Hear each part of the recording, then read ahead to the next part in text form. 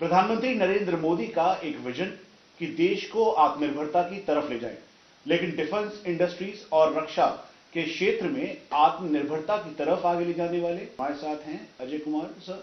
ये farmer defence secretary हैं, हाल ही के दिनों में अभी रिटायर हुए हैं और अपना पूरा वक्त इन्होंने रक्षा मंत्रालय में खासतौर पे आर्टिफिशियल इंटेलिजेंस और देश को आत्मनिर्भर बनाने के लिए कार्य करते हुए निकाला। सर, इंडिया टीवी से बात करने के लिए शुक्रिया। सबसे बड़ी बात तो यही है कि देश को आत्मनिर्भरता की तरफ आगे ले जाने का विजन प्रधानमंत्री नरेंद्र मोदी का था, लेकिन ऑन ग्राउंड काम करने के लिए कितना बड़ा चैलेंज था आपके लिए और कैसे कैसे इसको आत्मनिर्भरता से लेकर एक्सपोर्ट तक लेकर आए? हम लोगों ने रियलाइज किया कि पहले जो चीजें यहाँ पे प्रोड्यूस भी होती थी वो ट्रांसफर ऑफ टेक्नोलॉजी के बेसिस पे होती थी। ट्रांसफर ऑफ टेक्नोलॉजी में कई तरह की रिस्ट्रिक्शंस आ जाती हैं। आप जो है जितने नंबर ऑफ आइटम के लिए लाइसेंस लिया उतने ही बना सकते हैं। अगर आपने 100 टैंक के लिए लाइसेंस दिया तो 100 टैंक बना सकते हैं। 101 बार टैंक बनाने के लिए फिर वापस जाएंगे, और जब वापस जाएंगे तो वो मनमानी कीमत मांगते हैं अपनी टेक्नोलॉजी की, क्योंकि उन्हें पता है कि आप इन पर डिपेंडेंट हो गए। आप उसमें अपग्रेड नहीं कर सकते, क्योंकि जो टेक्नोलॉजी दी है उसमें आपके पास उसको चेंज करने का, मॉडिफाई करने का राइट नहीं है। आप अपने देश में बना तो रहे हैं लेकिन आप एक्सपोर्ट नहीं कर सकते, क्योंकि वो कहता है कि मैंने तो सिर्फ आपको आपके देश में 100 टैंक बनाने की या 100 को जो भी आइटम बनाने की परमिशन दी है। तो इसलिए बहुत अनिवार्य था कि हम अपने टेक्नोलॉजी को देश में विकसित करें। सर, ये जो है ये आत्मनिर्भरता का चैलेंज कैसे पूरा किया? इस समय जिस समय हम बात कर रहे हैं उस समय कितने ऐसे प्लेटफॉर्म्स हैं जो पूरी तरीके से आत्मनिर्भर हैं, और इससे जो बजटिंग है, मतलब खासतौर पे जो पैसे लग रहे थे बाहर के देशों में, उसमें कितना हमने सेव किया, इजाफा हुआ? क्योंकि हर कोई ये जानना चाहता है कि हम बना तो रहे हैं, क्या उतरे उम्दा हैं, कितना सेविंग हुई, या फिर हम ज्यादा ओवर एक्सपेंडिचर कर रहे हैं? नए डिफेंस टेक्नोलॉजी में इमर्जिंग टेक्नोलॉजीज का बड़ा रोल है, तो वो हमारे स्टार्टअप्स में बहुत क्षमताएं हैं, क्योंकि आने वाले समय में अब डिजिटल टेक्नोलॉजीज डिफेंस में बहुत ज़्यादा आगे बढ़, मतलब उन्हीं से सारा का सारा फर्क पड़ता है। तो हम लोगों ने लॉन्च किया, और मैं आपको बताऊं जो रिजल्ट्स निकले वो हमारी एक्सपेक्टेशन से कहीं ज़्यादा थे। उदाहरण के तौर पे हम लोग कैमरा इंपोर्ट करते हैं इजराइल से 100 मेगापिक्सल का। ये हाई रेजोल्यूशन कैमरा है, डिफेंस रिक्वायरमेंट्स के लिए ऊंचाई से यूज़ किया जाता है। वो कैमरा कभी इंडिया में तो बना ही नहीं सके थे, और दुनिया में बहुत 2-3-4 देशों में ही यह उपलब्ध है। हमने स्टार्टअप को दिया, उसने 12 महीने के अंदर कैमरा बना दिया। ये नहीं, केवल 12 महीने के अंदर। और वो कैमरा, उसकी कीमत जो है जिस रेट पे हम इंपोर्ट करते हैं उससे करीब 10वें अमाउंट पे कैमरा की अवेलेबिलिटी है। तो ड्रोन्स को देखिए, ड्रोन्स में स्टार्टअप ने पूरा का पूरा जो है माहौल बदल दिया। हमारे स्टार्टअप स्वॉर्म, जो ड्रोन्स का जो मल्टीपल ड्रोन्स एक साथ जब ऑपरेट करते हैं उस पर काम कर रहे थे। New space technology, Sameer Joshi, उनके काम को जब यूएस के डिफेंस रिसर्च लैब ने देखा, एयरफोर्स रिसर्च लैब AFRL ने देखा, तो उन्होंने हमें कांटेक्ट किया कि साहब हम इनके साथ कोलैबोरेट करना चाहते हैं, क्योंकि जो ये काम ये कर रहे हैं वो हमारे पास यूएस में भी नहीं है। ये तो कभी हमने सोचा नहीं था कि ऐसी हालत होगी कि हम तो हमेशा दूसरों पे आश्रित थे टेक्नोलॉजी के लिए, आज हमसे टेक्नोलॉजी मांगने कोई आ रहा है। सर, सवाल यही है कि ऐसे कितने प्लेटफॉर्म्स हैं जिसका हम एक्सपोर्ट करने के लिए बिल्कुल तैयार हैं, कैपेबिलिटी के साथ तैयार हैं, क्योंकि आत्मनिर्भरता तो है ही, उसके अलावा प्रधानमंत्री का विजन एक्सपोर्ट फॉर वर्ल्ड भी था। तो उस विजन को देखते हुए आपको क्या लग रहा है, जैसे प्लेटफॉर्म्स के नाम के साथ अगर आप थोड़ा बता पाएं कि जैसे ब्रह्मोस और बाकी समझ में आता है, तो ऐसे कौन कौन से प्लेटफॉर्म हैं जो कि बिल्कुल हम एक्सपोर्ट करने के लिए तैयार हैं? पिछले दिनों देखा हमने मिसाइल जो है उसके लिए भी इंटरेस्ट दिखाया बाकी कंट्रीज ने। देखिए, तो जो भी एक बेसिक फंडामेंटल चीज़ ये है कि जो चीज़ हमने अपने देश में डिज़ाइन डेवलप की है वो एक्सपोर्ट के लिए अवेलेबल है। जब भी हम कोई चीज़ करते हैं तो उसको हम इसका एक्सपोर्ट वर्जन भी हम ध्यान में रख सकते हैं। आज आप जानते हैं फाइटर जेट बना रहे हैं, उसमें कई देशों ने इच्छा भी तेजस में जाहिर की है।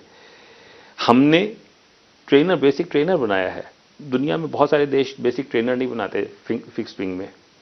आज हमारे यहाँ ट्रांसपोर्ट एयरक्राफ्ट C295 बन रहा है, उसमें हमने एक स्पेशल कंडीशन डाली है कि ये जहाज फ्यूचर में इंडिया में बन के एक्सपोर्ट होगा। तो C295 जब यहाँ बनेगा ट्रांसपोर्ट एयरक्राफ्ट, दुनिया का उम्दा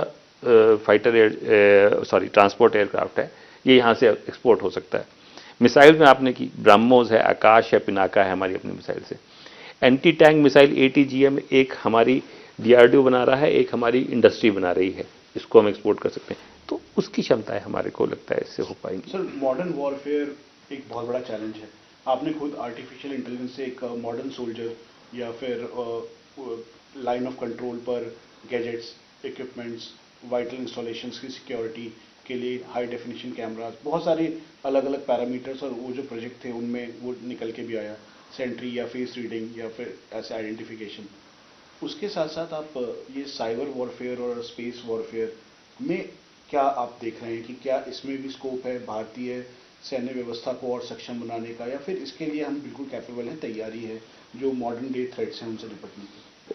अब स्पेस में अगर आप बैठे हैं तो टेक्नोलॉजी इतनी मजबूत हो गई है कि आप स्पेस में बैठे बैठे केवल ग्राउंड पे सतह पे है वही चीज़ नहीं देख सकते हैं, आप सतह के नीचे भी देख सकते हैं, पानी के नीचे भी देख सकते हैं और चारों तरफ देख सकते हैं। इंफॉर्मेशन वॉरफेयर की आपने बात बताई सर, रशिया यूक्रेन युद्ध उसका एक बेस्ट एग्जांपल, लेकिन यहाँ पे भी एक बहुत ही बड़ा गैप है इंफॉर्मेशन वॉरफेयर को लेकर। सर, सीधा सवाल है, इसमें कोई पॉलिटिकल पार्टी का जिक्र नहीं करूंगा मैं, लेकिन क्या चीन ने हमारे ऊपर कब्जा कर लिया है?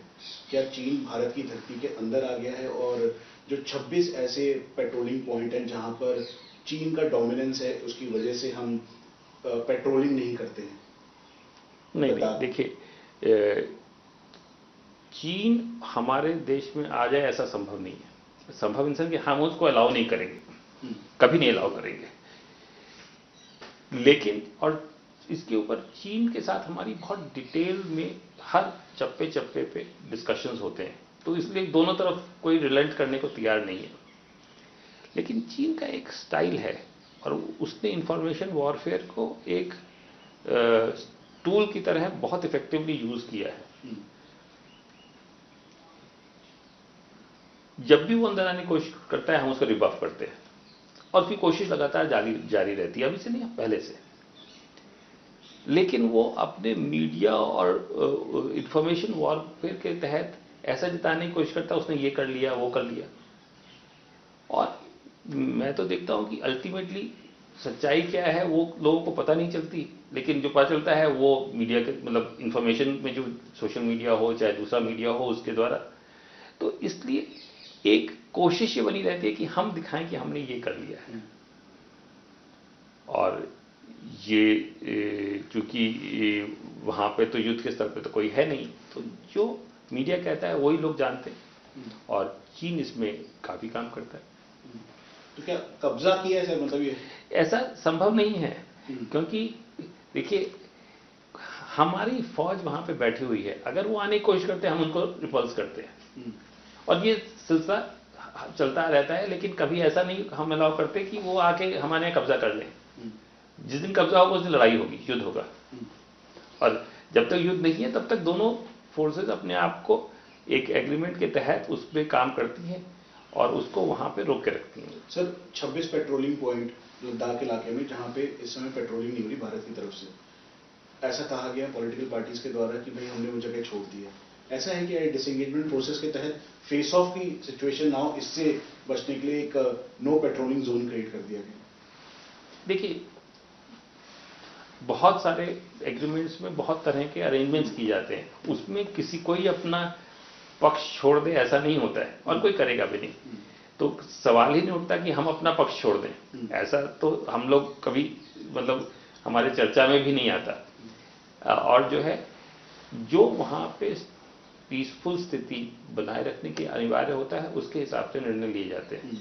तो इसलिए जो है आपको ये शंका नहीं होनी चाहिए कि वहां पे जो है किसी तरह से भी हमारे राइट का हनन हुआ है, ऐसा नहीं हुआ है।